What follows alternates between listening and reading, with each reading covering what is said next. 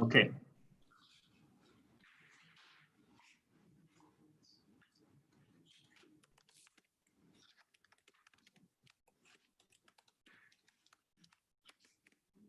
Okay.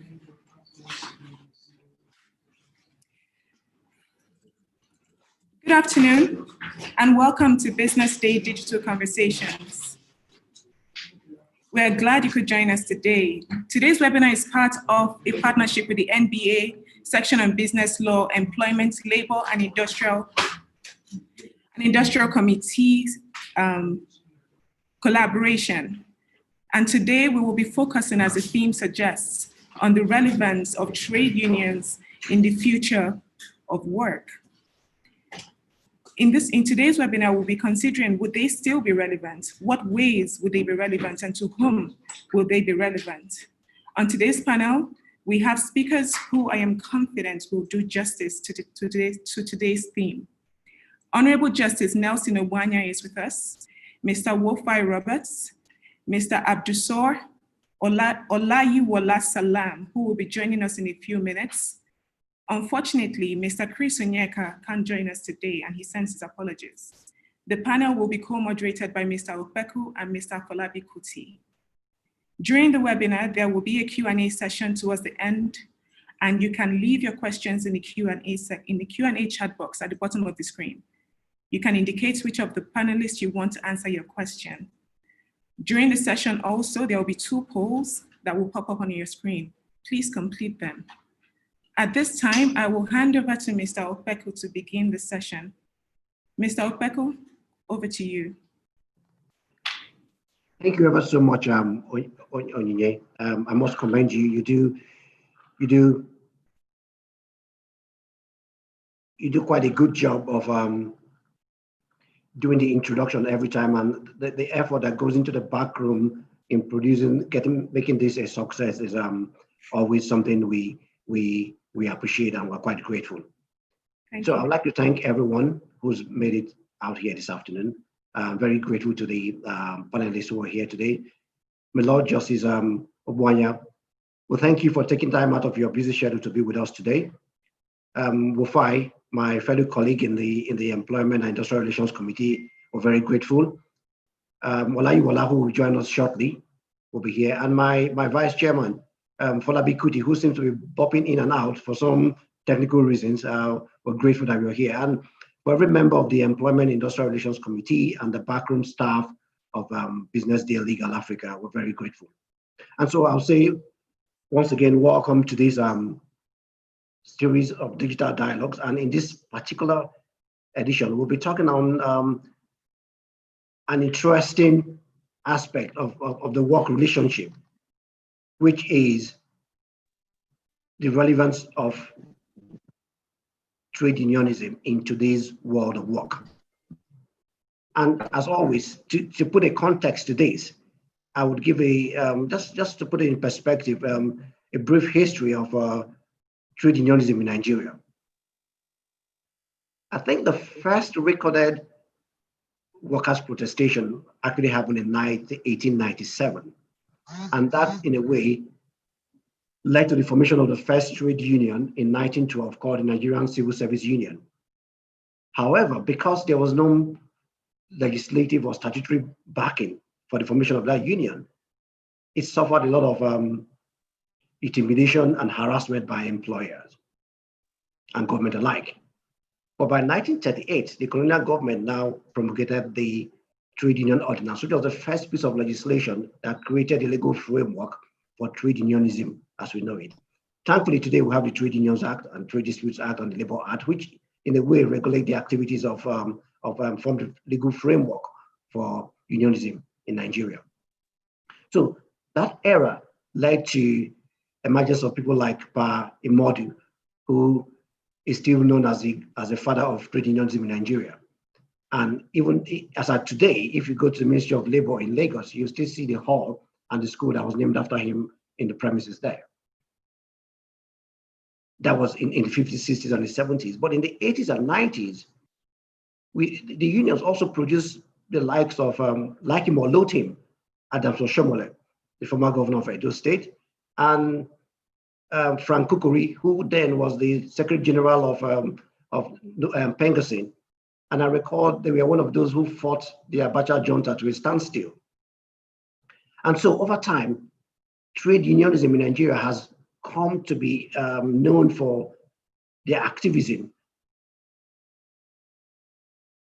However, we've noticed a trend from the 90s, the 2000s downwards, and this is not just in Nigeria, but worldwide, that the membership of unions has actually declined. And maybe to an extent, they are not as influential as they used to be, as they were in the initial stages. Now, in terms of statistics, between 2000 and 2008, union membership in the EU countries fell from 46 million to 43 million. According to the Strategic HR Society of the United States, the figures in the US did not go down, but it remained stagnant because it did not increase. Now, according to Forbes magazine, in the research they published in 2019, union membership among OECD countries had fallen by 14% between 1985 and 2019. And so we could see that gradually there's been a decline in membership of unions. And so what could have led to this? And nothing captures it better for me than a report published by the ILO, which they termed Global Challenges to Trade Unions. And in that report, they outlined some reasons, stating one clearly, that because over time the unions has concentrated more on multinationals and big industries, manufacturing, to increase their members, and in that process neglected SMEs. The movement of work from manufacturing to service industry has actually hit them hard. Interestingly, the report also mentioned the fact that the emergence of atypical work patterns, different from the typical work patterns that unions were used to, had caught them unaware. So things like part-time working, informal home working, employees working from home had actually created a challenge for them in terms of attracting new members. But I've just added something else that, quite apart from the points that have been listed by the ILO. The fact that, as it stands today, 60% of the workforce are made up by millennials, and the fact that by 2025, 75% of the workforce will be made up by millennials actually creates a conundrum for the unions. Because in my view, the unions have not, in a way, fashioned a way to drive their value proposition to this other segment of the workforce. And that, in a nutshell, puts the issue of unionism as it is today in a nutshell. And so, just by way of putting this in perspective, and then I can now go to the panelists. And I'm happy to announce that Salam Olaiwola, Comrade Salam, has now joined us. Welcome, Comrade, and it's good to have you here. And I'm sure you will do justice to the questions that I will put across to you. Just to state that Comrade Salam is the Public Relations Officer of the Senior Staff Association of Nigerian Universities. We're happy to have you here. Comrade, welcome. Comrade, you're on mute. You might need to unmute yourself. Thank you very much. Thank you very much. All right, Comrade, good to have you. And thank you so much. Being the last man to join us, we'll probably start the questions from you then. Okay.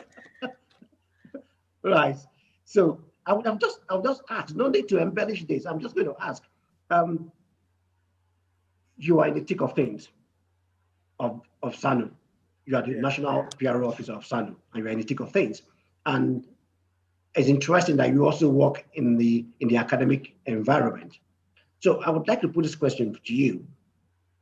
Do you think that the unions, as a mechanism for the voice of employees, still relevant today in today's world of work, considering all the factors that we've reeled out?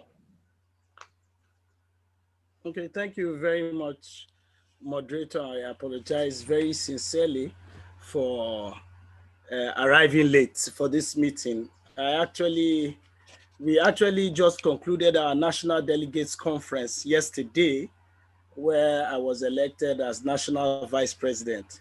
So as it is, as from yesterday, ceased being National Public Relations Officer, and I'm now National Vice President. So because of the nature of the elections and how it went, I found myself in a situation where I couldn't really prepare so much for this meeting, but nevertheless, I shall be attempting to do justice to the questions as you asked. Well, I think you cannot remove the importance of trade unions in in the workplace, and that is because trade unions, apart from the fact that they are there for the purpose of collective bargaining, they also are a social tool. Let me put it that way, in terms of the fact that it's an opportunity. It's a social vehicle for people to be able to participate and to be able to have what I'll call to have a sense of belonging, knowing that they belong to a group within the system. Working in the university system, of course, you know, we have about 4 unions: the Academic Staff Union, the Non-Academic Staff Union, the Senior Staff Association of Nigerian Universities, which I belong to, and the National Association of Academic Technologists. Now, the thing about unions is the fact that apart from the fact that they serve as a tool for collective bargaining, they serve as a medium for collective bargaining, and apart from the fact that they also serve to balance power in the workplace. What I mean by balancing power in the workplace is that they, they create a balance between the relationship between an employee and the employers. The unions create a kind of balance. They also serve as a social tool. And at the end of the day, they increase the social instincts in men or in workers to be able to associate and network with each other. So I think as far as we are concerned in the university system, the trade unions are increasingly even becoming more relevant, because when you look at the public university system in Nigeria now, you discover that what the universities have been able to gain in terms of facilities, in terms of funding, in terms of a lot of things, are a product of bargaining by the unions. Of course, even though people would want to assume that ASU and SANU or NASU are rivals in the system, but you will also observe that when it comes to improving the system in which we work, the university-based unions, ASU, SANU, NASU, NAT, have contributed greatly. And so they are more relevant now, and they're increasingly becoming more relevant in the workplace. Thank you. Thank you, Comrade Olayiwola. And I must say congratulations on your new appointment, on your new position. And I'm quite confident that you would cover yourself in gold in your new position. And we look forward to working more with you. Yeah, congratulations once again. Thank you so much. Thank you. Wofai, as a practicing lawyer,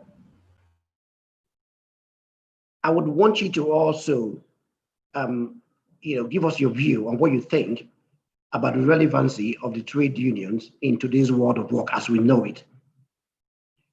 Considering all the factors we've noted about the typical work patterns and the declining members of union and the individualism and the entrance of the millennials into the workforce, do you still think the unions are relevant in today's world of work?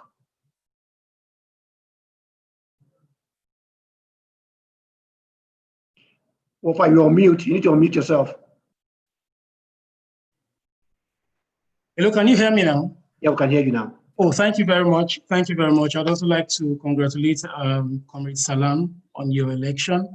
I had followed the election quite keenly before now, if you quite recall, because of the issue we had at the University of Lagos.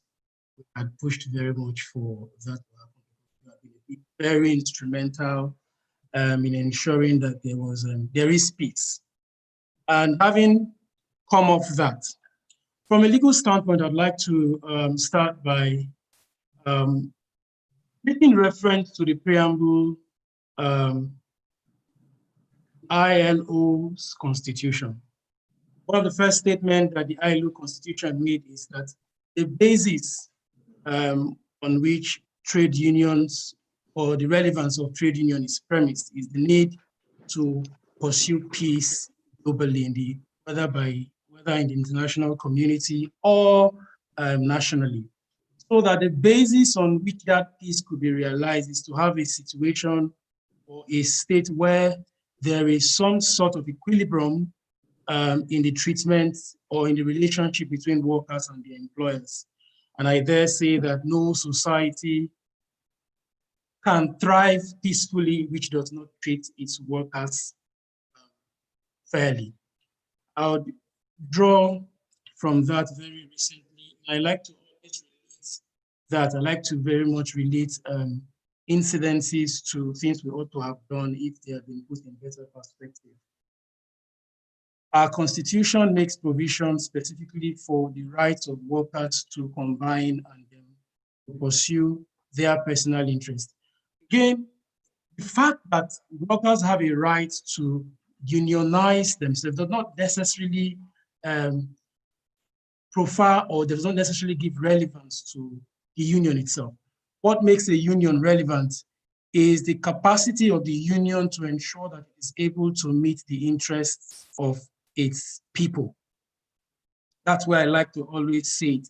So beyond all of the legal permutations or the legal standpoint upon which the relevance of unions could be predicated, from an international standpoint, there is the ILO's constitution, there are the various declarations, the Philadelphia Declarations, and the two conventions on the rights of workers to unionize themselves. But in all of this, one common denominator that runs in them all is the fact that for a union to be relevant, it must meet the aspirations of its members. So there is interest aggregation. Are the interests of its members being met? Are the members of the union satisfied with the mechanisms by which the union has applied to pursue their goals? So these are minimal the issues which I feel that in determining whether or not a union is relevant or trade unionism relevant, so to speak, one would have to look at the history itself, the social issues that underpinned the emergence of trade unions. Over time, from the 18th and the 19th century, right from the time when unions emerged as a basis for fighting capitalism, the issue has always been that at the very center of the agitations of workers of trade union is the need to ensure that there is equity in the treatment of employers, that there is equilibrium in the status of workers in society. So basically, whether or not trade unions are relevant and whether the law recognizes them or not, the law is an instrument. The law is a means to an end. And all we have done is to ensure that we have deployed laws properly for the purpose of ensuring that to meet the aspirations of their members. That's why, as a lawyer, I have just drawn from the provisions of Section 40 of the Constitution, the preamble to the ILO's Constitution, statements as contained in the Philadelphia Declaration of 1944, the articles of the conventions on the rights of workers to associate and for collective bargaining. In all of this, as I had said, the common denominator is the need for these unions to meet the interests of their workers, whether they is union. And so, succinctly, I think that's about the primary basis on which the law ordinarily ought to be predicated, and that's about the reality of things. Thank you. Thank you, Wufai.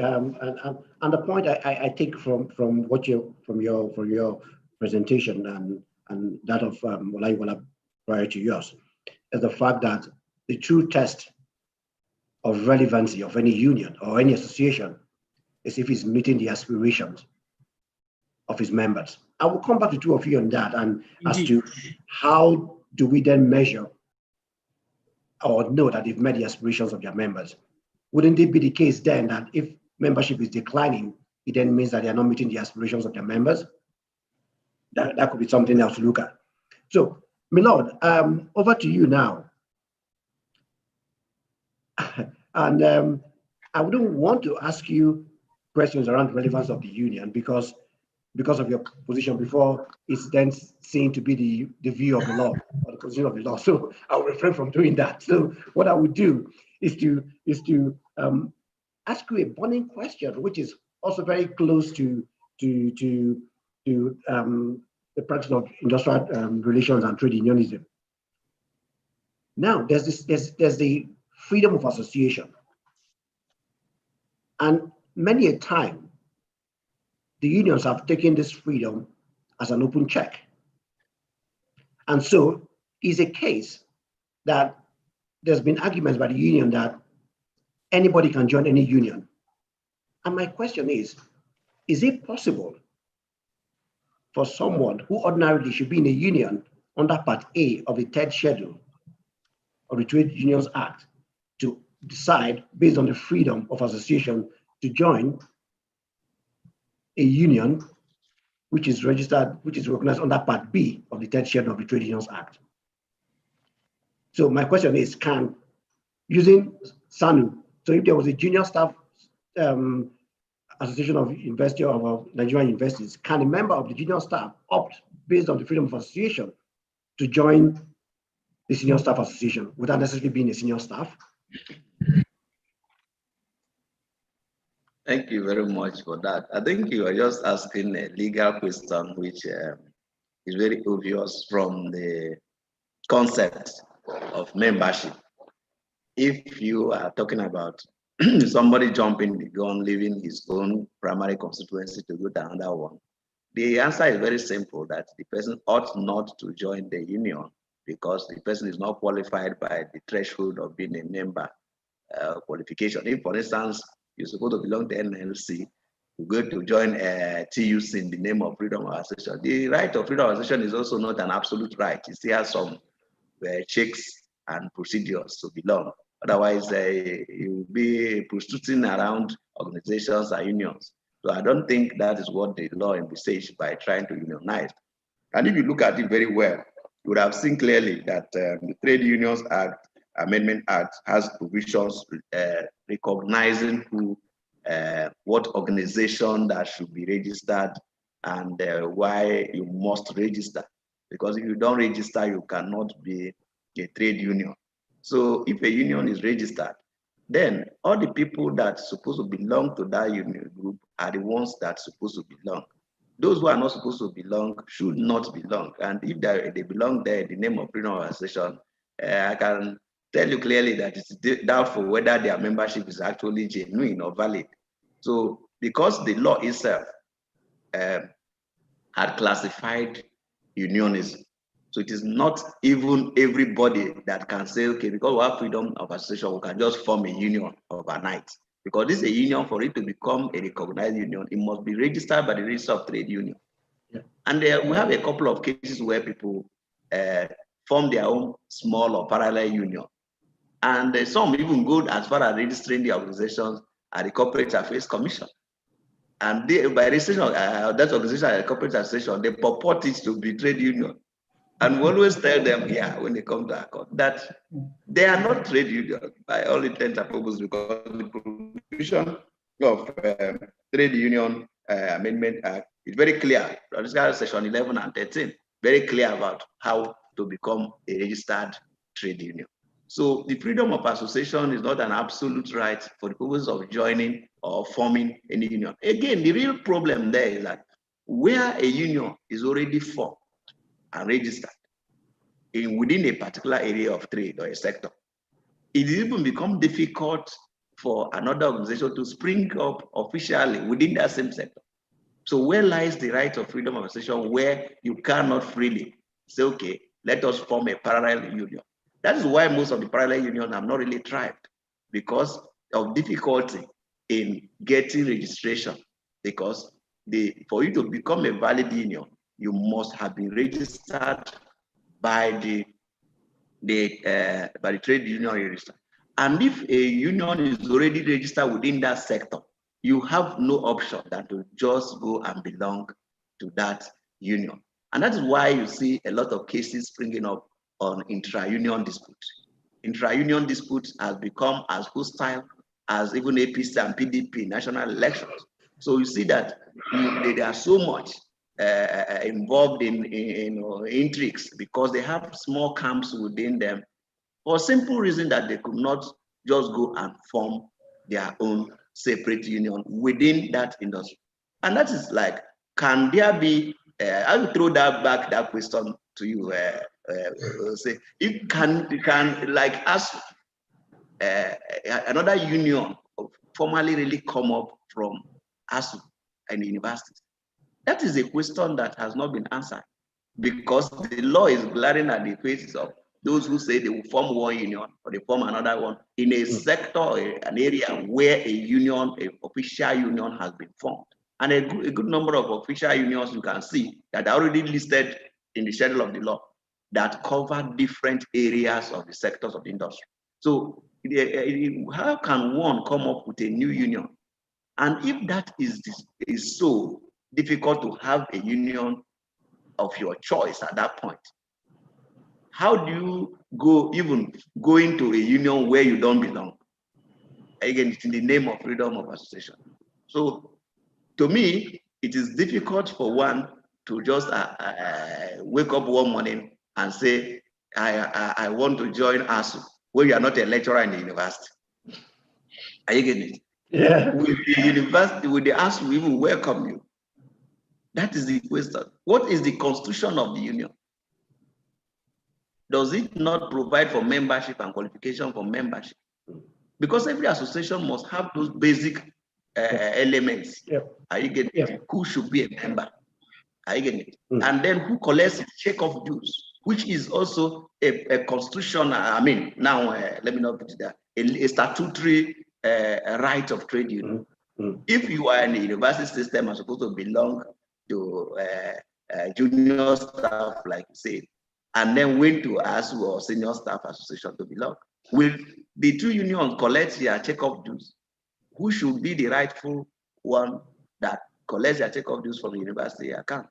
So that is why trade unionism is a very, very complex, yet simple phenomenon in world work, because they have done well at that line to say that you will have to have a recognized union. It is also good for the employers because the employers will expect to know who to deal with when certain issues arise.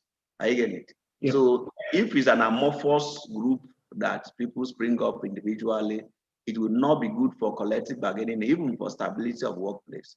And adding to what the ILO identified as one of the reasons for decline of trade unionism, I also feel that legally in Nigeria, there is also a factor that's actually affecting the trade union thriving legally. And that is the issue of the legal status of collective bargaining. And that's agreement, collective agreement, an individual contract of employment. I think I did a paper on this in the past. And when you look at that aspect of the law that says that you cannot use collective bargaining or collective agreement to pursue your individual contract of employment unless it is being recognized and adapted into your own individual contract. Many a time, people will wonder what's really, like my friend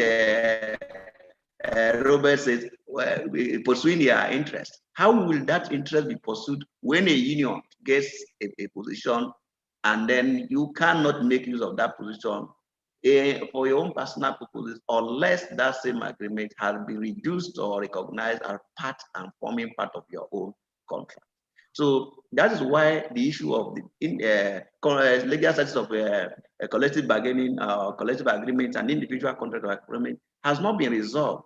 A good number of cases have come up in Nigeria to the Supreme Court, and it's turned down the same result. And that is that you cannot make use of it individually. So many people that belong to union are actually belonging to union because the law says they should belong to union. And because they are a union, like imagine a lecturer who is not a member of us, who is like a sellout even in the workplace. So you may not be really in spirit, a spiritual kind of member who goes there with the body and spirit. He's there with body, but not there with spirit. So that is one of the side effects of it. And not to talk of the private sector, like the ILO said, SMEs. I mean, how do you organize work in such private sector where the statutory employment, where there are no statute protecting employment? And unlike the ILO Convention on Termination and Dismissal, trying to model up the difference between statutory and common law employment, Nigeria has still not got to that level, because the current position of the law is still that we still have a distinction between statutory employment and that of private employment governed by common law.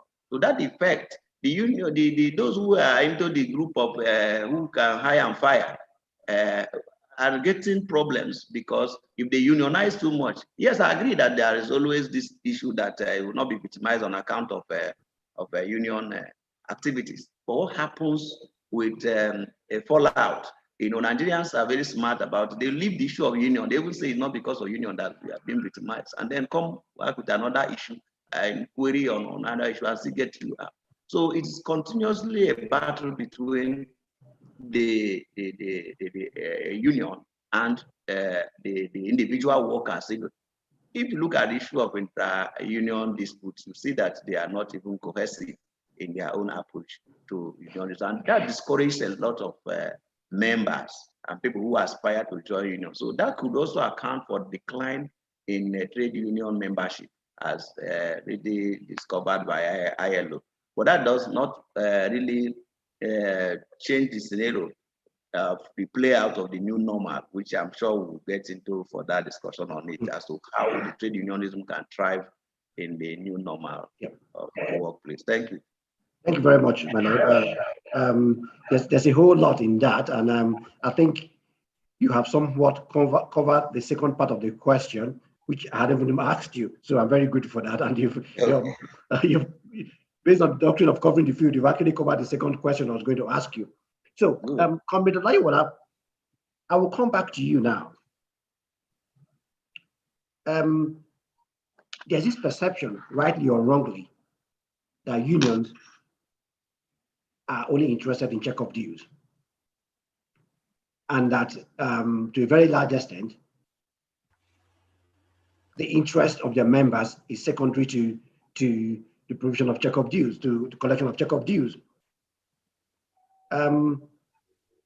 Because I look at it again, I say, considering the omnibus powers of the minister under Section 28 of the Labour Act, how many regulations have unions actually pressurized the minister into making? So, quite apart from the check-up dues, I mean, it's a perception. I'm not saying it's right. I'm not saying it's wrong. But I'm just going to ask you: is that perception in any way the reality when it comes to the interest of members? Well, thank you. Let me draw from what the Honorable Justice just responded to on the issue of freedom of association by saying that I'm not a lawyer, and I studied something very, very far away from law, both for my first degree and my subsequent degrees. And if freedom of association is so absolute, I would want to ask Mr. Wofai to enable me join the NBA as a member. So that is to, come on. That's to let you know that freedom of association as it is may not be totally absolute, because there must be eligibility criteria. There must be things that will determine your membership.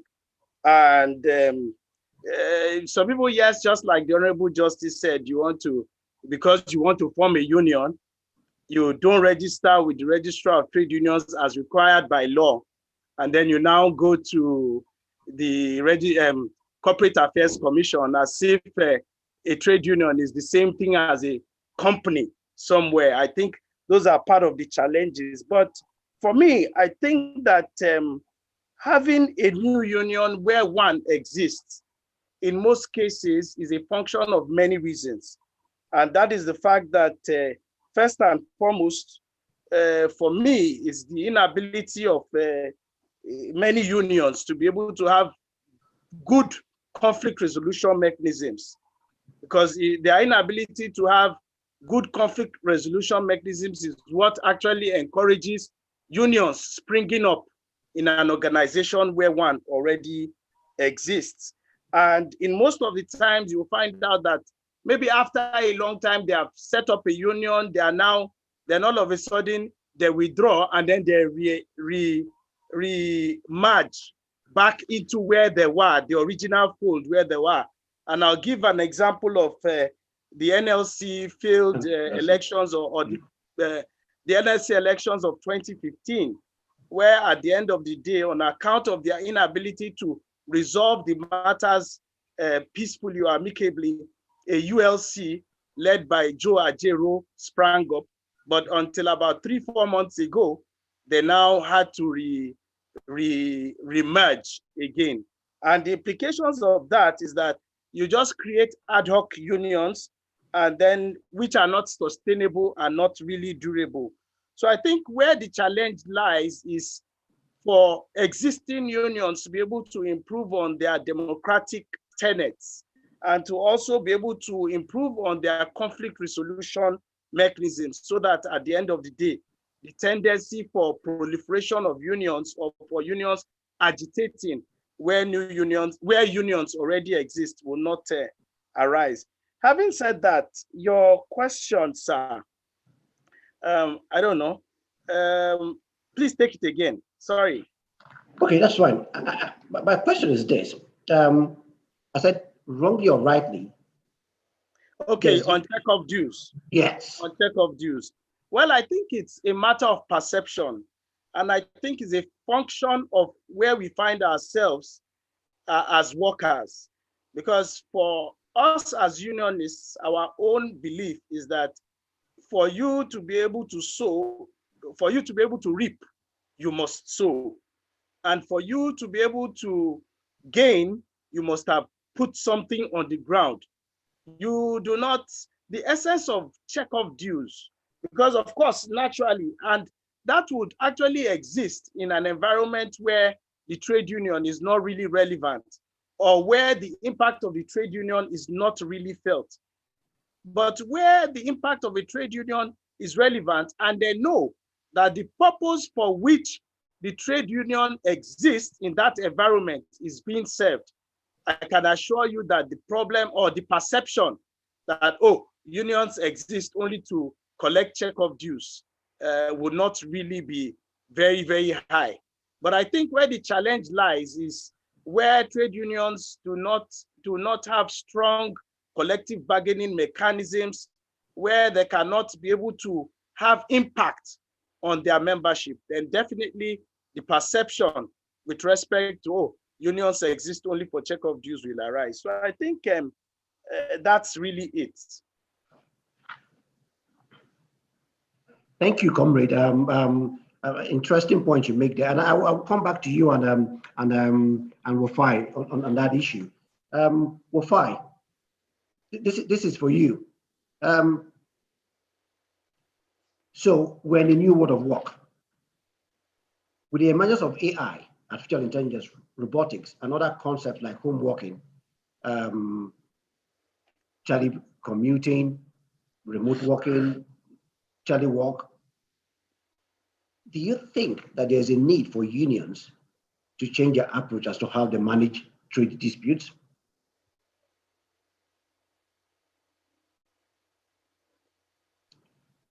Or if I need to unmute yourself. Thank you, Mr. Chairman. Maybe I should start, I should answer that question by giving a background of the changing work environment that has underpinned the need for trade unions to perhaps change their strategies and mode of engagements to enable them to continue to stay relevant. The world as we know it today, quite before now, had been characterized by a move away from the typical nature of work that we used to know to something that we now refer to as, so that the advancements of technology globally and the rise of liberalization and globalization is such that it has affected countries such that the growing definition of employment or unemployment as we know them is fast changing. Before now, it would have been difficult for one to proceed to the National Industrial Court to claim that by reason of his being under a subcontracted kind of relationship, his contract of employment is such as can be defined as one covered by the law. But things are changing. The advancement in technology has rendered certain jobs obsolete such that it is now no longer necessary to have people to do their 8 to 5 kind of job engagements, or to even have people physically work from an office space. We now have employees who work from home. We have outsourced employees. We have employees who are subcontracted. We have hiring kind of employment relations. And even the ILO has given recognition to the sort of employments that we refer to as the triangular kind of employment. What this does for us is change the mode by which we interact with the employee and the employer, and that is for the trade unions. So because of all of this redefining elements of the employment relations, it's becoming difficult by the day for trade unions to easily identify who the employee is and the sort of employee that they ought to unionize. It would interest you to know that very recently, I think it was 2 years or so ago, drivers of the cab hailing service, Uber, had gone to court. They had taken Uber to court to get a declaration that by reason of the fact that their employees are not here in Nigeria, it was in the United States, and that by reason of the fact that they are employees of Uber, they are entitled to certain rights of workers. Now, what these workers did was to unionize, to combine themselves and form a solidarity with a view to giving themselves recognition and an identity in the workspace. That is a sort of redefining nature of the employment contract. So that the question that is being asked is, how relevant will the trade unions be with regard to these sort of employment relations? It is for these reasons that one would notice that trade unions are either losing members or they are not growing their numbers, either static or not moving. So that how trade unions are able to build their membership, build visibility will be determined by how well they are able to re-strategize, reorient themselves with a view to understanding this kind of employment relations as to knowing how best to extend their services to these sort of workers. Trade unions would not be relevant to the extent that these workers do not know whether these trade unions' activities affect their employment relations and what benefits they would derive from such. So because of the growing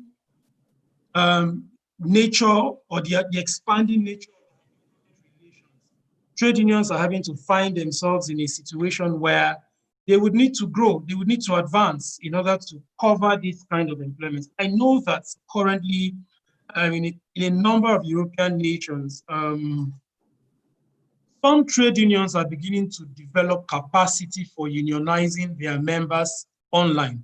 In fact, there is something that we now refer to as cyber unionism.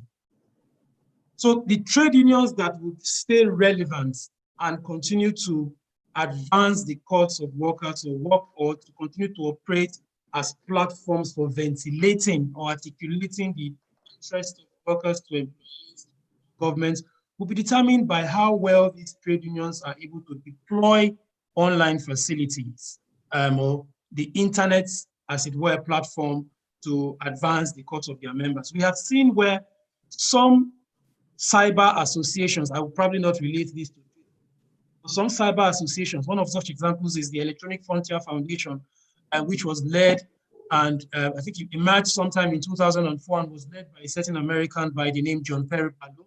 They had at the time declared the independence of the world of the internet. And they had run and successfully deployed so many online activism to block off and to stop certain undesirable government policies in the US, sometime in Germany and the rest of Europe. So I believe that notwithstanding this change in the employment relations or in the employment, this change in the dynamics of the employment contract, there is still a certain relevance of trade union to these new typologies of employment relations. Only to the extent, as I had said earlier, that trade unions are able to protect the interests of these workers. Recall that the basis for trade unions is the need to protect the interests and to provide, as I said, an equilibrium for aggregating the interest of workers vis-a-vis their relationships with their employers. So it would not matter the platform on which this relationship is run, provided that these unions are able to deploy their capacities to these platforms and protect the interests. I would say this, and it was once said by a certain colleague of mine, God rest his soul. He said that the relevance of a trade union in today's society is determined by the nuisance value of that trade union. So the question I ask is, what nuisance value trade unions possess in whichever societies that they operate in? It is that nuisance value that gives them, that in fact accords them the recognition that whether the employer or the government, that they seek from the employer or the government. So the question I usually ask the trade unions, what is your nuisance value? It may not necessarily be a negative thing, but provided that that union has a certain membership density or a capacity to deploy all of the instruments of unionism or the instruments of trade solidarities, then we can say that a union will still continue to remain relevant, notwithstanding the change or the move away from as it were, the nature of employment relations that we know. Times are changing, people are changing, relationships are changing, but the basis of that relationship, which is our humanity, does not change. Humanity remains the same. The medium of that relationship is what changes. We are either interacting or engaging physically, or we are engaging virtually. So whether it's a virtual interaction or a physical interaction, provided whichever interaction we choose, whichever medium we choose to interact, these unions are able to deploy the instruments of, not necessarily coercion, because again, I would say that there's a constant change globally in the means by which trade unions engage employers and governments.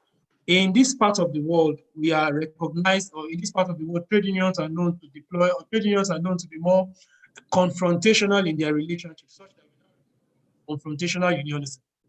But perhaps we can move away from the confrontational kind of unionism to a more conversational one, where trade unions are able to better reach compromises with either the government or their employers through meaningful dialogues where parties understand it. And in fact, when there is better economic development, where the employers and the labor unions and the workers are able to share the gains of this industrial harmony that exists anywhere. So in my take, I think that the fact that there is a change in the mode of employment relations doesn't necessarily deplete the capacity of trade unions to continue to be relevant, provided that those trade unions are able and they continue to meet the aspirations of their members and they stay visible in the global space.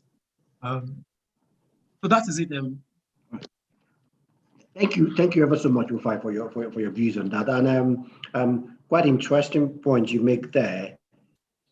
And I struggle to see, and I will say this, but I will come back to that again. So, for those in the tech industry and you work fully remotely, how will a picket action happen?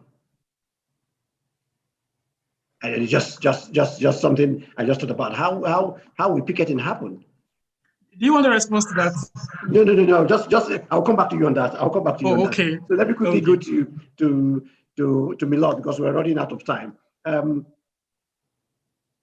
Well, this is more of an academic exercise, and I will just ask this. Alan Fox, the British industrial relations philosopher, first proposed the idea of the two major frames of reference underpinning industrial relations, with more like unionism, and it was based either on the pluralistic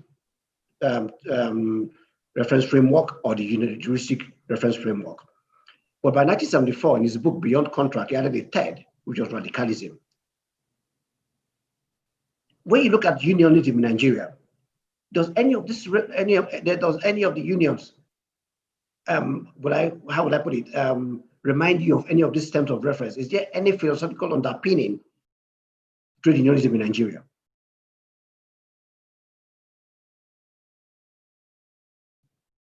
You have to unmute yourself, my lord. Yeah, the whole idea of unionism, as you can even see in the law, trade union, is to get out an objective, aims and objective. And most aims and objectives for organizations are driven from their philosophical school of thought. What do they represent? Some represent welfarism for their own personal interests, absolute welfarism, anything that is not coming to them as a group, they are not interested in pursuing it.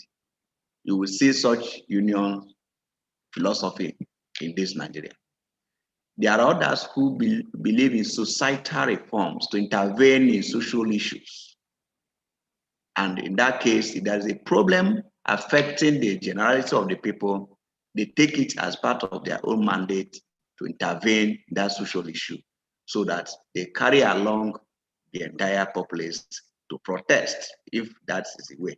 You could even see that in those groups, that those who belong to that school of thought end up going into protests in the name of strike. And there's always a confusion, as even judicial circle, whether a strike amounts to, or the same thing or synonymous to protest. And we're trying to find out whether a strike, so to say, is a protest, will amount to strike or vice versa. And we always look at it carefully, where, for instance, we say that the masses, the Constitution says anybody can protest as a people, a citizen. Then, but not every citizen is a worker for the purposes of getting involved in issues of strike. And then where issue involves the entire populace, a group of people in their union declare strike, not necessarily on their issue of the individual welfare of their group interest, but on the popular view of the societal interest. This is a group of school of thought. I'm sure you identify unions that belong to this. There are also other sets of unions that are altruistic, that try to do engaging and try to look at how to better the lot of the industry where they are involved in. And you also see that those groups are almost silent. And if you look at the philosophy of that, you see that that's where many employer unions belong, the school of thought they belong. And if you look at that, the employer union are also trade unions. Because when you talk about trade union in the Nigerian palace, the idea is that it is just about employees unionizing. But if you look at the Trade Union Act and the Schedule, you will see a good number of unions, set up by employers.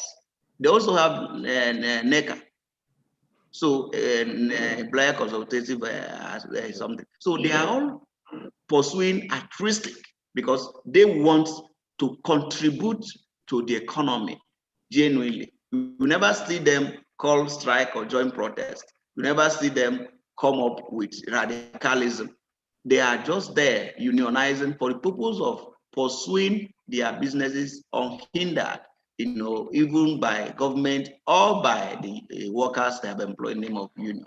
So that is this thing. I have seen Yeah, and like I've identified, like you said, it's academic, and from academic point, I've seen these groups, all these categories are all in Nigeria. Are you getting it? You can identify them very well where they fall in.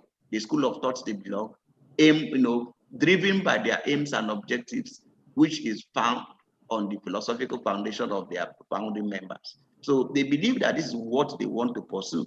Many unions don't come out until it affects them directly.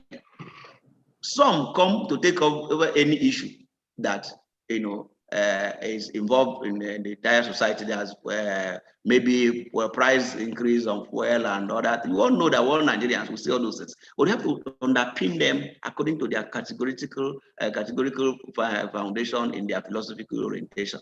So, but then answering your question, they are all there. All those categories exist in different unionism, from the workers' union to the employers' union. So the employers' union have not actually come up on the radicalism part of it, because they appear to be a weaker group in the agitations of unionism. When you look at the employers' union, you don't see them going on strike because they own the industry. You don't see them picketing because they own the industry. So, well, in other words, why would the law even call them unions? Practically speaking, you wouldn't see them exercise all those idiosyncrasies and nuances of unionism. So where do they really belong with this philosophy, other than altruistic organization to form themselves into a group to pursue their own interests, to contribute to the economy by having to identify their members? I don't know if I still have a lot to talk about this issue of new normal, because that is part of what Robert has said. When the time comes, I will give my views about unionism aspect of it. Sorry if I may, to Milord. I have a question rather. History has shown that it is the small man who has always been seen to complain against the big man. So how will the employers be seen to galvanize themselves to complain or to radically, complain? I've never seen where employers complain about the employees. So I'm wondering, is it possible that employers can combine themselves to complain when apparently they are the ones who seem to wield the sticks?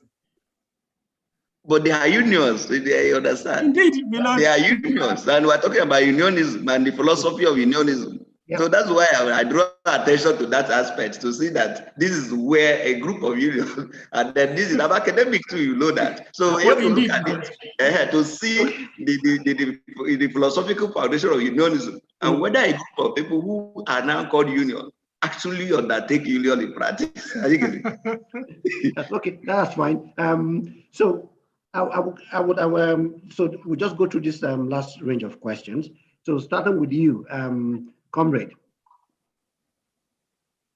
I think there's a consensus that the numbers are really going down in terms of union membership, and that's an empirical fact.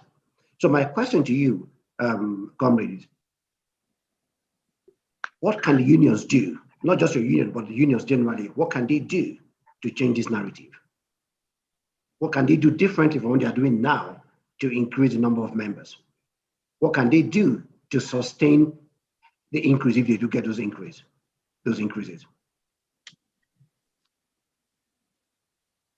Comrade, over to you. Comrade. You need to unmute yourself, Comrade.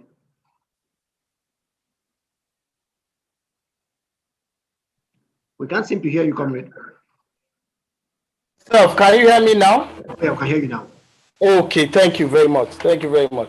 Well, I think it goes down to, sorry, I missed some parts because my laptop was acting up.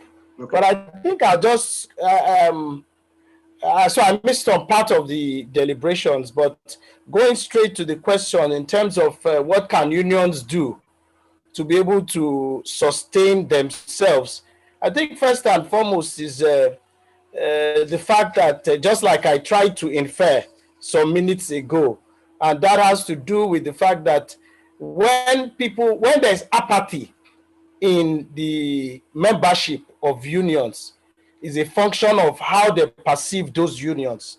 And that's why for unions to be able to have a staying power, so to speak, first and foremost, they must ensure that they have a clear direction. And I think my Lord was talking about being altruistic in nature and having the interest of the organization at heart. For us as trade unionists, our perception is that the employer, so to speak, may not necessarily have he may have the interest of the organization at heart, but it is with a view to exploiting the worker. And that is why I think Mr. Wofa was talking about balance of power some minutes ago, and that is to be able to curb the exploitation of workers, so to speak, our own perception. So when at the end of the day, employers now converge together to now fight those people who are obviously holding the shorter end of the stick, so to speak, I think it's a very, very dangerous dimension, but it's also a reality. Now, the issue of unions, as it were, today, they must be able to have a clear direction. They must also have a clear mission and vision, and then a sense of purpose. This morning, I was at the Nnamdi Azikiwe Airport because I just arrived from Abuja this morning. And when we got to the toll gates at the airport, the toll gates coming in, we saw there was this queue, the extreme end, which happened to be the queue for staff. They come in free of charge once you have your sticker of either being a member, either NAMA, that's Nigerian Airspace Management Authority, or NCA, Nigerian Civil Aviation Authority. Once you are a staff, you go in from the other end. So I saw a lengthy queue there, but on the other queues, I saw scanty, on the other gates, I saw a scanty queues. And the driver who was bringing me in, I said, that I'm wondering why. He said, oh, this belongs to staff. They're coming free of charge. Then I went on to say that the number of people who come in through this toll gate, I can imagine how many millions of naira that they'll be making per day, because we paid 300 naira to come in through the toll gate. And he said, that about 2-3 months ago, there was a move by the Ministry of Aviation, or I don't know, the agency that supervises the airports, to increase the toll gates from 300 naira to 500 naira. But that the workers' unions, he didn't know I was a unionist, he was just talking. And he said the workers' unions were the ones who agitated to say, look, we're already making enough money from the toll gates. Why do we have to increase it? And these workers were the ones who are at the extreme end and who did not necessarily have to pay for it, but that the agitations yielded, and at the end of the day, the 300 naira, which we paid this morning, still, how do I call it, still remained, was retained, instead of the 500 naira which the authorities proposed. So that is to say that sometimes, even because it was unknown to me, but it also goes to show that sometimes workers' unions also are altruistic. And like I said, using the university system as a case in point, both SANU, NASU, ASU have been very vehement on a lot of issues that have to do with the survival of the public institutions. For example, in terms of funding, for example, we have had agitations against proliferation of universities. I mean, you have a lot of public universities these days that are not meeting up to international standard due to lack of funding, due to neglect. And here we are still establishing more universities because we want to have achievements, so to speak, by government. So at the end of the day, senators go to the National Assembly to make creation of universities look like constituency projects, so to speak. We also have agitations against corruption in the university system and a whole lot of things that the unions fight against. So for me, I think for unions to be able to survive, first and foremost, there must be more they must ensure that they are more relevant, not only in the aspect of ensuring the survival of the workers, but also the survival of the workplace itself. Then they should also have a stronger support system for their members to be able to ensure that members have a stronger sense of belonging against all other variables. Then the issues of accountability, the issue of conflict resolution, which I talked about some minutes ago, those are things that ensure loyalty of members to the union and give them a sense of belonging. And then also, they must also ensure that democratic tenets take a front place. And they must also have strong performance evaluation mechanisms, because most of the times unions just exist and then they just keep floating without being able to evaluate themselves and without being able to assess if they are actually relevant to their members. So I think those are recommendations that I think as a practitioner would actually help in ensuring the staying power of unions and making them more relevant, as it were, today. Thank you ever so much, comrade. And you raised an important point, which has been the focus of the conversation we've had today, which is that for unions to remain relevant, to bring up the numbers, to sustain those numbers, there must be a value proposition to employees. The employees must actually be seeing the value that they get from being part of the union. Exactly. If they can get those values by doing it themselves, what is the how will I put it? What is the incentive to join the union? But if they see that they can get it from the union, then there's that incentive. So thank you very much for raising that point. And thank you so much. Milord, I know you've been itching to have a bite at this, and I'll let you have a bite at this. Considering the new normal, and we've placed a lot of emphasis on it. Considering the new normal that is the work today, and which will continue with artificial intelligence, robotics, and all sorts coming into the workplace, the absence of human factor in the workplace, the emergence of the millennials into the workforce, and we know the characteristics of the millennials. They don't go by the norm. They are disruptive in their very nature, and this disruption brings about creativity and innovation. Where does the union sit in all this? How can the union reinvent themselves to be relevant in this new world, in this new normal that we're talking about? You see, it's very simple. That is that the traditional unionism model has to change. Robert had made much weather about that earlier on. And that is that you need to reform the pattern to suit the new normal. And that is the whole idea. Every other thing had to reformat itself to suit the new normal. And unionism itself should also do so. You know, the traditional unionism where you need to have physical membership and carry paper cards and then begin to say, come at the gate for meeting, and you know, until you carry placard on the street, you are not a member or you didn't do well. Those methods must be redefined. I get it. Because if they go digital, like cyber unionism, like Robert has said, you see that they will generate more union members than ever. And also begin to have a digital version of the real world, the traditional. So you integrate the two. Many unions will not be active because they are not actually seen to be existing because they are an online platform. If, for instance, their objective, like rightly said by Salami, is there, they are pursuing the agenda, they are pursuing the welfareism, they are pursuing their, people, they are adding value to their members. And the only constraint is that some people are not available to participate.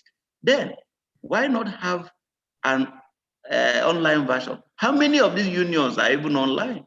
How many of them have even set up a viable and active website? Taking from ASU to the, can you click on now and know the members of ASU online? And we're in the new normal. You cannot do a new normal without advancement in technology and reintegrating all your things into that platform so that the whole world will be configured in that digital village. That is what is expected of new unionism, that all of them should have their presence online and the agitating issues, not just waiting till the call of strike to be there before you know that they exist. Are you getting it? Many unions are existing on paper, only collecting check-off dues. It's part of the value system. If the union had not performed well, what stops the members from saying that the check-off dues is a lost money and agitate that it should no longer be deducted? They could also challenge it, people litigate it, because the whole idea is to get value. And where a member is not getting value from the union and is by law a technical member, because for instance, ASU, if you're a lecturer and you're not a member of ASU, you are deceiving yourself, because everything concerning the welfare and interests of lecturers is from ASU. It doesn't come from you as an individual lecturer. If they want to get new salary scale or want to get new welfare package or allowance things and all these things that are agitating, if you are not a member, you are just a member. You are not a member in spirit, but a member by law, because we academic staff and check-off dues are being collected because you are a member. I don't know of anybody who says they are opted out of ASU truly as a lecturer. And so are other unions. I just use ASU as a case study so they can see clearly the picture. So they will do more in the new normal to encourage membership, have conversation with their members, sell their ideas to them, let them know what they stand for. Let them now also introduce democratic ideals. During this vacation court, I was a vacation judge in Lagos division, and I saw a couple of cases coming in on election eve of election day, and those cases were coming where somebody, one of them, I granted injunction restraining them, was that someone was not liked by some powers or group of the members, and they disqualify him overnight that he will not. How do you challenge government or criticize the Nigerian democratic system when you as union of professionals cannot even maintain the slightest democratic ideals, which is to allow fair play for everybody and let everybody's popularity determine they are belonging to the management or leadership? So this is where the new normal should come, because the union has to operate like every other activities without necessarily coming in a full-fledged physical system. So if every other thing is changing to adapt to the new normal, unionism should also lead forth, and they're even better off because they are more organized online than even physical. So that is my take on it, because digital world has come to stay. Is adaptation that is the issue. And if you adapt to suit your own circumstances, then you thrive. If you don't do so, the change will change you to the negative, because the change has come to stay. Thank you. Thank you very much, my lord. That's very succinct and very clear, and addresses the point as we know it. I would have loved to take another round of questions, but we already have some questions, and I would like to call on the vice chairman of the committee, Mr. Afolabi Kuti, to now take over from here and deal with the questions that have been asked both in the Q&A and in the chat room. Afolabi Kuti, are you here?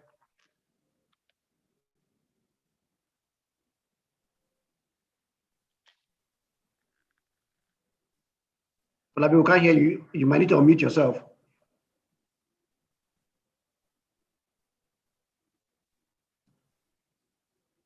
Afolabi, we can't hear you.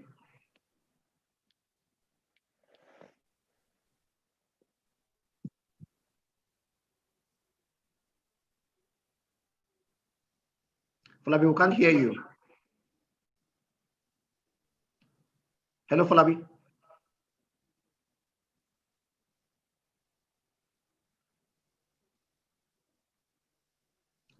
Hello, Afolabi. Hello, Afolabi.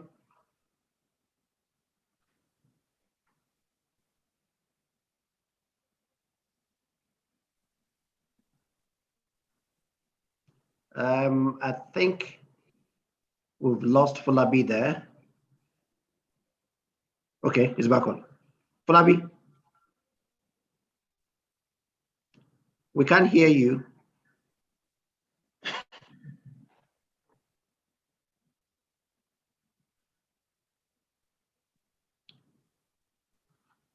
If you're using a headpiece, you might need to take off your headpiece and try. Hello? Hi, Folabi. Your network is pretty bad.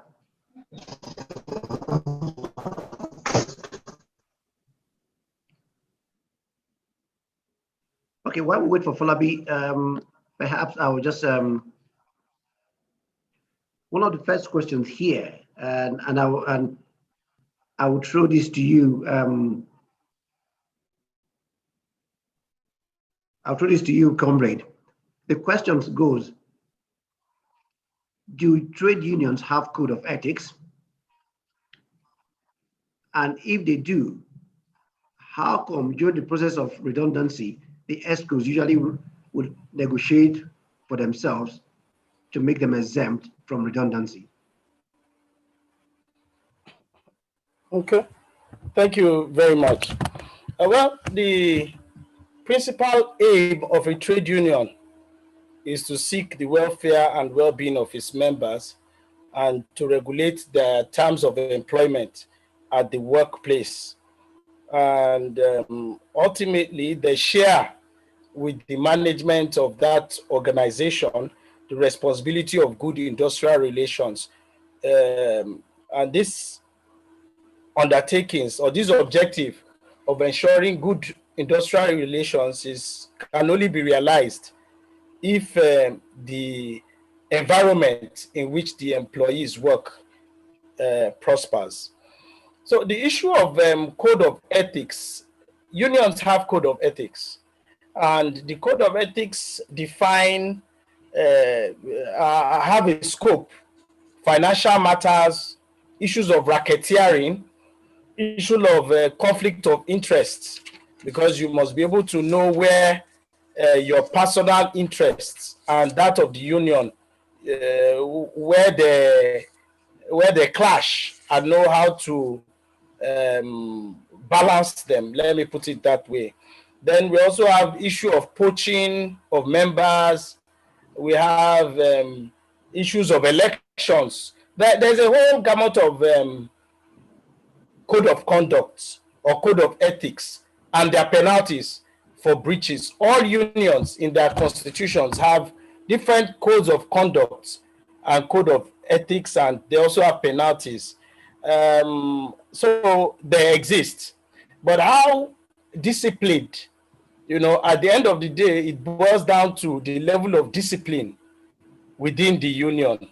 And that is why you find out that in some cases, not all, in some cases you find out that because they have not been able to establish proper democratic tenets, and because they have also not been able to establish strong performance evaluation mechanisms, and also they have not also been able to develop a proper union culture, you find out that it is only during this, or is only within those unions where they have not been able to do all this, that we have the challenges of personal interests, so to speak, overriding the union interest, particularly during negotiations.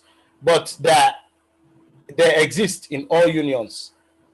Code of ethics, there exists code of ethics for all unions, but their capacity to be able to maintain discipline and ensure accountability and ensure that those ethics as being defined are implemented are another thing entirely.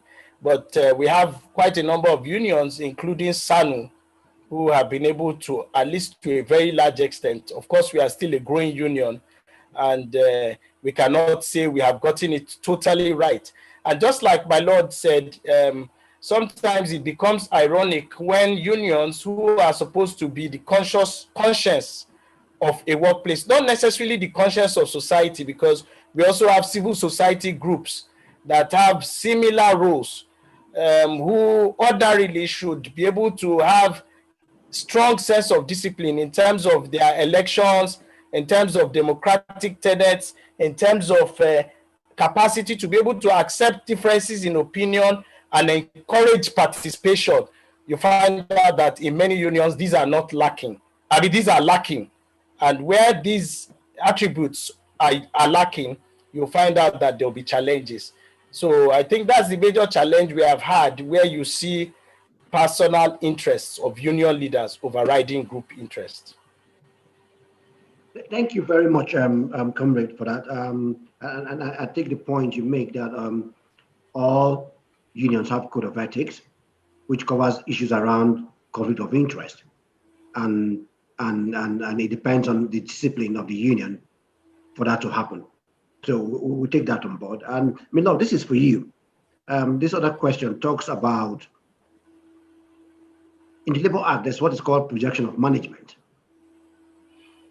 And certain level of certain strata of employees cannot be members of the union because they are seen as projection of management. Who determines who is the management staff? Is it the employer or the labor union?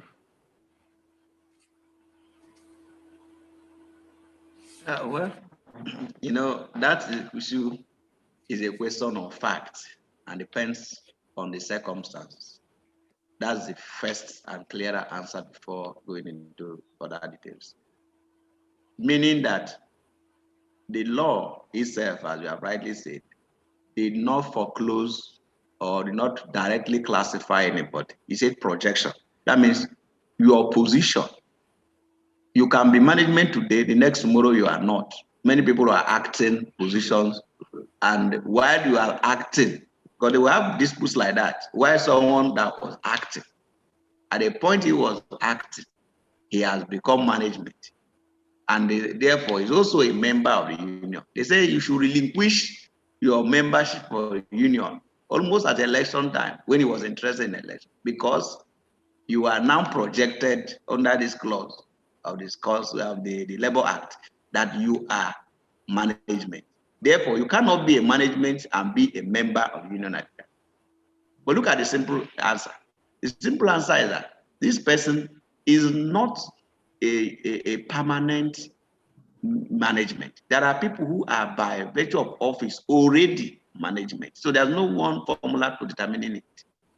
By virtue of your position in permanent employment, you are management. But where you come into management by way of acting, you retain your primary constituency because you are likely to return back there and will not lose your membership. You see that part now. So merely acting on management does not make you a management for purposes of unionism. Then secondly, you look at the aspect of the person becoming projected, whether it is now the union that determines it or not. It depends on the circumstance of the office. In some offices, a junior staff, ordinarily which should be a junior staff in another office, is a management staff in another office. So what happens in the organization, the hierarchy of organization, the organogram in the organization actually is the test. So where your own position, in many organizations, an AGM is not a management staff, so to say. Whereas in many organizations, assistant positions are all management. Whereas in some organizations, assistant positions are not management. So when you look at it contextually, you will see that each organization hierarchy and organogram will determine, but the general position is that you will not take a management position by projection merely because you are acting. And that's where problems are coming from. So if you resolve that part, then it means that even when you act in a management position, you are not management for the purposes of becoming a union member. I think that satisfies to the best of my ability. Thank you very much. And if I hear you clearly, my lord, the view is that in an acting capacity, you cannot be a projection of management. You can only be Yes, in position of management because in a it creates a substantive capacity. controversy. It creates a controversy as to when you finish acting, where and want to return back to your place. They now say you have lost your membership because you are not a member. You are not supposed to be a member at the point of acting. So acting means that you are not having your own level seat there. You are just taking the position. Look in many organizations, you see that organizations where there's even a situation. Okay, let's give a remote example so that you can see part of what I say. There's a state ongoing now where almost the third person is becoming an acting CJ or chief judge of a state. If that trend continues, you will see that almost every judge in that state might test the office of the CJ. Are you following that? So, and at the end of the day, he returned back to the last judge that was appointed few months ago as now the acting CJ of the state. Now, when the issue come up as to the layers of hierarchy in that court, will you say that the judge appointed yesterday, who by virtue of the rotation of power and the power struggle that are going there in the states currently, who are now tasted the position of acting CJ, have become admin judge for the purposes of taking administrative decision as against judicial? Because in the judiciary we have administrative decision, we also have judicial decision. So at that level, the person have acted. So if, for instance, if there is a union, for instance, will that person now lose membership of union merely that he went to act? So that's a case study that clearly shows the example of what I'm trying to say, that it is something that needed to be judicially resolved, but that is the thinking in the judicial circle, that merely acting in a capacity will not disqualify you from being a union member in your office because you are just acting. And therefore, your position is still there for where you truly belong. Otherwise, on the eve of election, and they don't want you, management can even give you an acting capacity in the university, for instance. Because management, like Salawi has said, is also interested in the elections. Are you getting it? And then they give you an acting capacity, acting DVC, one of this, just to do it overnight. And automatically you lose your membership and you can no longer be that union at that point. Only for the next morning, the election is over, they return you back to the same place you are. Are you looking at it this way? This is where the law is dynamic and looking at that. I know that provision in Labor Act is a very highly technical one, and this is the way we view it, because management can take advantage of it to say you are projected. After the Labor Act says you are projected. It doesn't say you are, but you are being projected, and the management can project you. And if they project you, then you lose what they know who could give them trouble if they take over offices. And then they know how to fight their own. There's no election in unionism that the management is also part of. It's not part of. All elections of all of the management is also involved, even though they are not members. So not to talk of where you now give them a leeway to now come in under this provision to determine something. A lot of people will become acting overnight, and then they create offices that never existed, and then give it to all of the people that they know the will election. The next day they return you back, and the election is over. You can no longer complain. Thank you. Thank you very much, Milord. And that's an interesting twist to it. And it's something that happens every day in the workplace, and we've seen this happen quite a bit. And yeah. So thank you ever so much, everyone. Just one last word from everybody, starting with you, my lord. Your last word for us today, in a minute. Yeah, thank you very much. I feel happy with everything, and I think it's an interactive enjoyment, and I've seen familiar faces. I think it's only Salam that I have not seen quite. So I near Rob. One of his judgments is making trouble in the labor sector, and always often cited up and down is the case on National Association of Nigerian Nurses and Midwives. Every day they cite it left and right on union issues, and I laugh. I say this Robert has made the mark for himself on this particular judgment. So I'm very happy to have associated with this, and the little time we have had. I appreciate everything that have gone so far. Thank you very much, particularly you say, and your leadership style in this, your new role there is, you are doing well. Thank you very much. Thank you, Pilot. I'm very grateful. Comrade, one last one for you in 1 minute, please. Well, thank you very much. I am very grateful for the honor of being invited to participate in this discourse. And I want to also thank my Lord for the invaluable contributions. I was discussing with somebody about 2 days ago, and he said we were asking ourselves why judges do not smile. But I could see my Lord, loosening up and smiling. But I'm sure if he had been in court, he would not be smiling this much. And also to thank them for the role they're playing at the NIC, because I recall that about 4 years ago, even though those are part of the challenges where court judgments and court rulings are not implemented by employers and government, or where they are even implemented, they're implemented in the breach. But we want to appreciate the NIC for what they have done in respect of university staff schools, which was brought before them, and the judgment was made on December 5, 2016. We want to thank you, even though government has not fully, implemented that order, but whatever it is, we appreciate you, and I appreciate the organizers of this program, and I would also be happy to be part of any subsequent engagement such as this. Thank you. Thank you, Comrade. We will definitely be in touch with you. Ofai, please, one last word for you in 20 seconds, so we can hand over to Nye to do the closing. Ofai. Yes, thank you, Mr. Chairman. Thank you for this opportunity to once again reunite with Milord.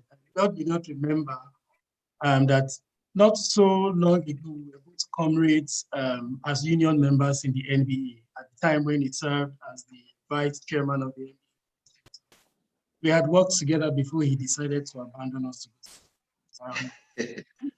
But it is a privilege, my Lord, to once again meet with you. I'd like to end by saying, because I feel that because I'm a member, I consider myself an astute comrade in the struggle.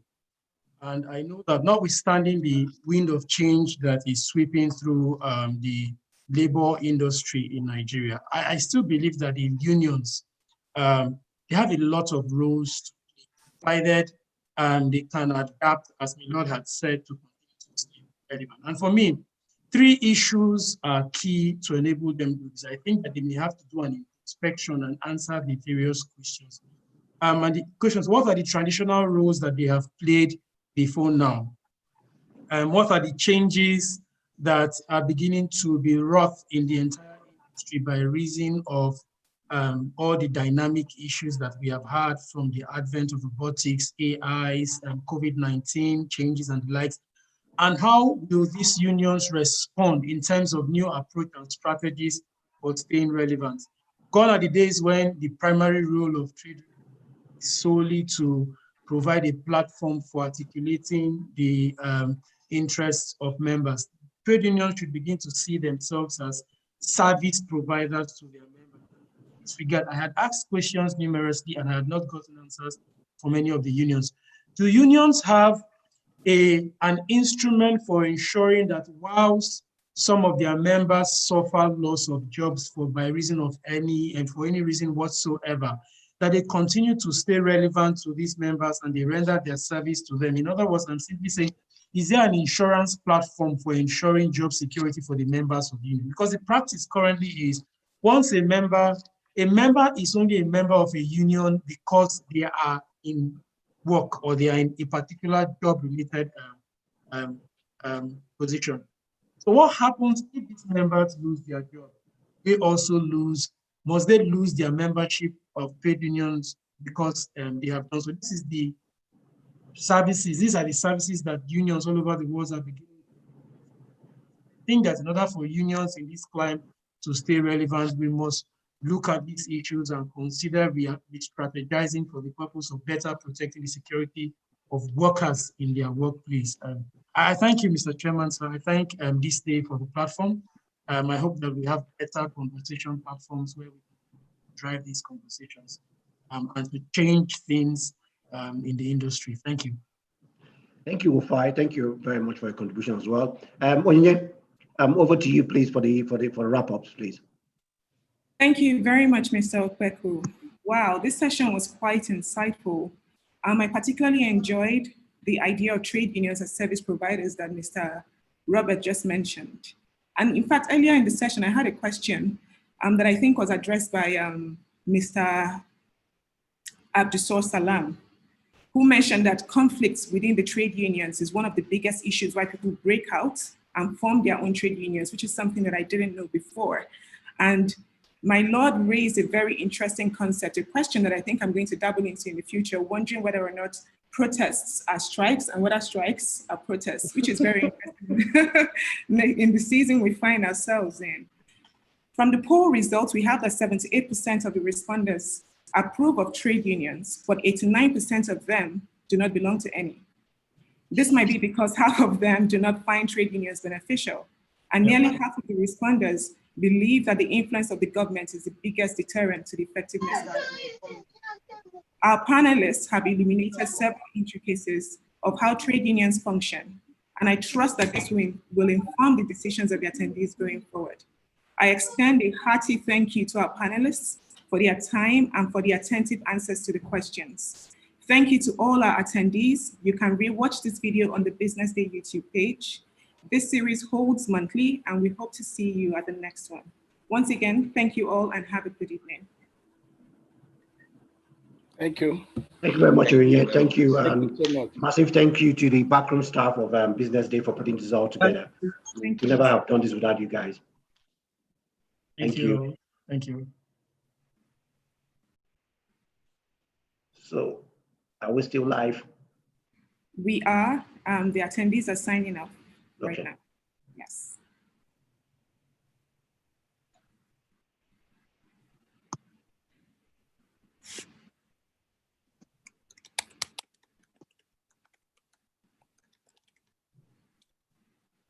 Hello? Hello? Hi, Folabi. Okay. Please, apologies. I would not know what happened. I think my network provider, the union for my network provider, they decided to go. Pisan, I know them. Pisan, they're like that. Yeah. I was in and out. My Lord, a very good evening, very good afternoon, my Lord. How are you? I'm so sorry, my Lord. In fact, even till now, to even get the video up, I have to use my phone. It's been crazy. I just thought it's so painful that I could not join. Even though I caught a bit of it, I was in and out. It kept going, coming on and all that. Apologies, my Lord. But thank you so much for joining us for this particular session. Wofai, fantastic. Also, please, my apologies, please. No, we have to meet Thank you. the union, the private telecommunications senior staff. Texan. That's what they are called, Texan. Texan, yeah. We need to go. Yes, no, I just sent a message to MTN that I'm porting out. But my chairman, sir, unfortunately, perhaps the reason why Texan may not be so functional is because their employers have shown a disinclination to recognize trade unions in their employment. One of such cases I had handled about 2 years ago, where they were sacked because they launched and they domiciled a trade union within